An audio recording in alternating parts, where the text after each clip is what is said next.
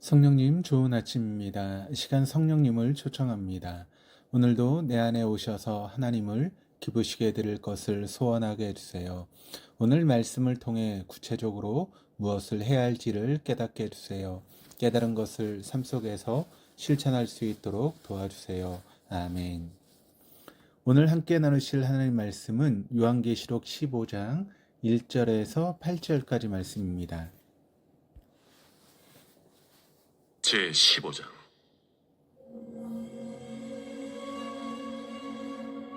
또 하늘에 크고 이상한 다른 이적을 보매 일곱 천사가 일곱 재앙을 가졌으니 곧 마지막 재앙이라. 하나님의 진노가 이것으로 마치리로다. 또 내가 보니 불이 섞인 유리바다 같은 것이 있고 짐승과 그의 우상과 그의 이름의 수를 이기고 벗어난 자들이 유리바닷가에 서서 하나님의 검은고를 가지고 하나님의 종 모세의 노래 어린 양의 노래를 불러 이르되, 주 하나님 곧 전능하신 이시여, 하시는 일이 크고 놀라우시도다. 만국의 왕이시여, 주의 길이 의롭고 참되시도다. 주여, 누가 주의 이름을 두려워하지 아니하며 영화롭게 하지 아니하오리까? 오직 주만 거룩하시니이다. 주의 의로우신 일이 나타났음에 만국이 와서 주께 경배하리이다.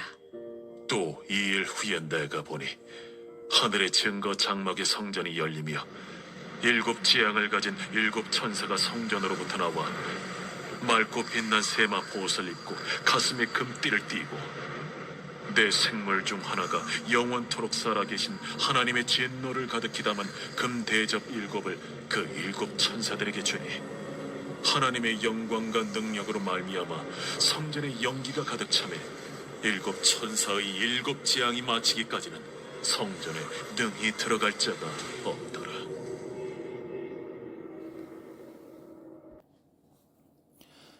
요한계시록을 새벽마다 묵상하면서 우리가 기억해야 될 것은, 요한계시록은 이 땅의 교회들, 특히 환난과 핍박 가운데 있는 성도들을 위로하고 소망을 주기 위해서 기록된 서신이라고 하는 사실입니다. 이런 관점에서 말씀을 우리가 읽지 않으면 요한계시록에 등장하는 상징적인 표현에만 사로잡혀 정말 중요한 메시지를 놓치게 됩니다. 요한계시록은 2장과 3장에서 소아시아 지역의 7교회를 소개한 후에 4장에서 5장까지 궁극적으로 하나님 백성이 들어갈 하늘의 예배 장면을 보여주었습니다. 그리고 시작된 6장부터 16장까지는 요한계시록의 본론으로서 일곱인, 일곱 나팔, 일곱 대접 심판에 담긴 심판을 소개합니다. 그런데 그 심판의 말씀 사이사이에 심판과는 상관없는 것처럼 보이는 말씀들이 삽입되어 있습니다. 그것은 심판과는 상관없는 말씀이 아니라 아주 밀접한 관계가 있는 말씀입니다. 즉, 일곱인에 담긴 심판에서는 여섯째 인을 뗀 후, 일곱 나팔에 담긴 심판에서는 여섯째 나팔을 분 후에 삽입된 말씀이 나오는데, 첫 번째 삽입된 말씀인 14만 4천과 셀 수 없는 무리가 어린 양과 함께 서 있는 말씀은 6장 17절에서 진노의 큰 날에 누가 능히 서리오에 대한 답변이며, 두 번째 삽입된 말씀인 작은 두루마리와 두 증인에 대한 말씀은 9장 21절에서 회개하지 아니하더라에 대한 그런 답변으로 두 증인의 복음 증거를 통해서 회개하는 자들이 있음을 말씀하는 것이라고 했습니다. 그러므로 요한계시록에 나오는 말씀은 하나님의 심판을 중심으로 서로 밀접한 연관을 가지고 기록되었음을 알 수 있습니다. 일곱 심판 이야기에는 일정한 패턴이 있다고 했습니다. 첫째는 숫자에 담긴 상징적인 의미입니다. 하나님의 심판이 7이라는 숫자로 통일성을 가지는데, 이는 7이라고 하는 숫자가 완전수로서 하나님의 심판이 완전함을 의미하며 7개의 심판 중 처음 4개는 통일성을 가지는데, 이는 4라고 하는 숫자가 심판의 대상인 피조물 전체임을 의미하기에 어느 누구도 하나님의 심판으로부터 피할 수 없다라고 했습니다. 둘째는 출애굽 10가지 재앙의 배경이 되는 출애굽 사건을 교회와 사단의 관계로 설명하는 것입니다. 즉, 7나팔과 7대접에 담긴 심판에서 나타나는 현상을 보면 우박, 불, 피로 변함, 쓴물, 어둠, 황충, 독충, 개구리 등장과 같은 출애굽 10가지 재앙과 비슷한 상황이 전개되고 있음을 알 수 있습니다. 이는 출애굽 사건으로 하나님의 심판과 구원을 설명하라고 하는 의도라고 했습니다. 또 세 번째는 심판의 강도가 점점 강해진다라고 하는 것입니다. 7인에 담긴 심판에서는 그 심판의 피조물의 4분의 1이 임하는데 7나팔에 담긴 심판에서는 피조물의 3분의 1에 임하며 7대접에 담긴 심판에서는 그 심판의 대상이 피조물 전체에게 임하고 있기에 심판의 대상과 강도가 점점 강해지고 있음을 알 수 있습니다. 결국 7심판 이야기는 그리스도 안에 있는 자들에게는 위로와 격려, 또 소망이 되지만 그리스도 밖에 있는 자들에게는 경고와 심판이 됩니다. 이 심판이 3번에 걸쳐 반복되는 이유는 그만큼 회개할 기회를 주시기 위함입니다. 오늘 본문은 이제 마지막 재앙이라고 하는 말씀으로 시작합니다. 1절입니다. 또 하늘에 크고 이상한 다른 이적을 보매 7천사가 7재앙을 가졌으니 곧 마지막 재앙이라. 하나님의 진노가 이것으로 마치리로다. 여기서 마지막 재앙이라고 하는 것은 7천사가 7재앙을 가진 것으로 그것은 7대접에 담긴 심판을 의미합니다.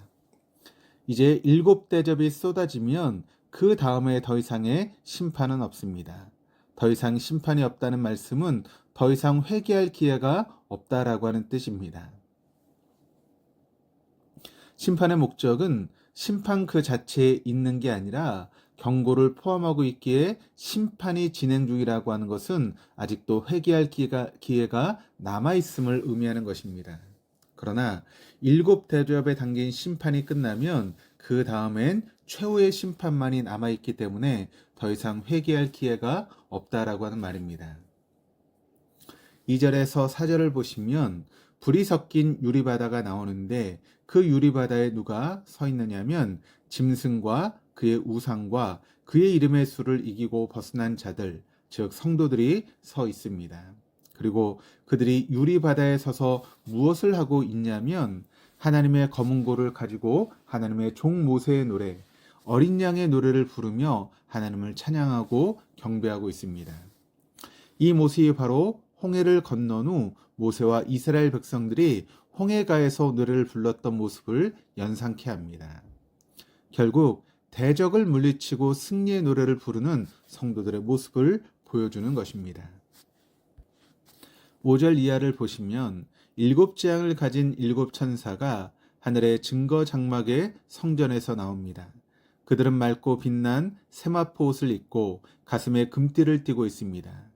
그때 내 생물 중 하나가 하나님의 진노를 가득 담은 금 대접 7을 7천사에게 전달합니다. 그리고 성전에서 큰 음성이 들리는데 7천사에게 그 금 대접을 쏟으라고 명령합니다.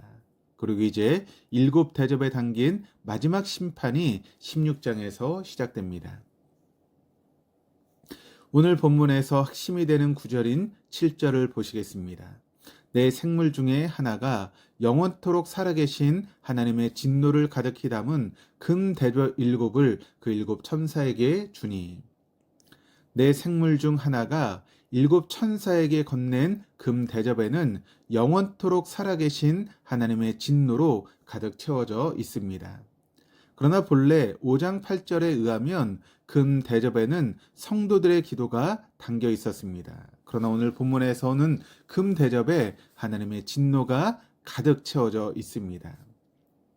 이는 8장 5절에서 성도들의 기도가 하나님의 보좌에 울려졌던 향으로 묘사되는데 그 향을 담고 있던 향로의 불이 당겨 땅에 쏟아짐으로 하나님의 심판이 임한 것과 같은 의미입니다. 이 말씀을 통해 우리에게 주시는 메시지는 분명합니다. 하나님 말씀과 그리스도의 복음을 증거함으로 고난을 받는 성도들의 기도는 그들의 핍박했던 세상 사람들에 대한 하나님의 진노로 직결된다라고 하는 사실입니다. 다시 말해서 하나님은 절대로 고난받는 성도의 기도를 외면하지 않으시고 반드시 기도에 응답하시는 분이십니다.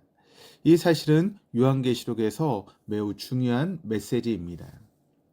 오늘 우리들에게 주신 하나님의 메시지는 분명합니다. 하나님은 우리의 기도를 듣고 계십니다. 우리가 생각할 때 기도의 응답이 더디고 심지어 하나님이 우리의 기도를 듣지 않으시는 것처럼 생각되어질 때가 있지만 요한계시록은 분명하게 말씀하고 있습니다. 하나님은 절대 고난받는 성도의 기도를 외면하지 않으시며 반드시 응답하신다라고 하는 사실입니다. 또 한 가지 기억할 것은 하나님의 심판은 영원히 지속되지 않습니다. 하나님의 심판은 그 심판 자체가 목적이 아니라 경고를 포함하고 있습니다. 그런데 하나님의 심판은 끝이 있습니다. 그 심판을 통한 경고가 끝나기 전에 돌이켜야 할 것이 있다면 하루속히 회개하고 돌이켜야 한다라고 하는 사실입니다. 깨달았을 때 바로 돌이켜야 합니다. 그렇지 않으면 나중에는 더 이상 돌이킬 수 있는 기회가 주어지지 않을 수도 있습니다. 언제나 우리와 함께 하시는 하나님께서 위로와 격려와 소망을 주시는 하루가 될 수 있기를 주님의 이름으로 축원합니다. 기도하시겠습니다. 위로와 소망의 하나님, 오늘도 이 아침에 우리의 기도를 들어주신다는 말씀에 감사합니다. 우리의 기도가 하나도 땅에 떨어지지 아니하고 우리의 모든 기도가 하나님의 보좌에 상달됨을 잊지 않게 주옵소서. 그래서 어떠한 상황이 도래할지라도 절망하거나 낙담하지 않고 우리의 위로와 소망이 되시는 하나님만을 바라보게 주옵소서. 그때 우리에게 나타나 우리를 도우신 하나님의 손길을 경험함으로 하나님을 찬양하는 우리 모두가 되게 하여 주옵소서.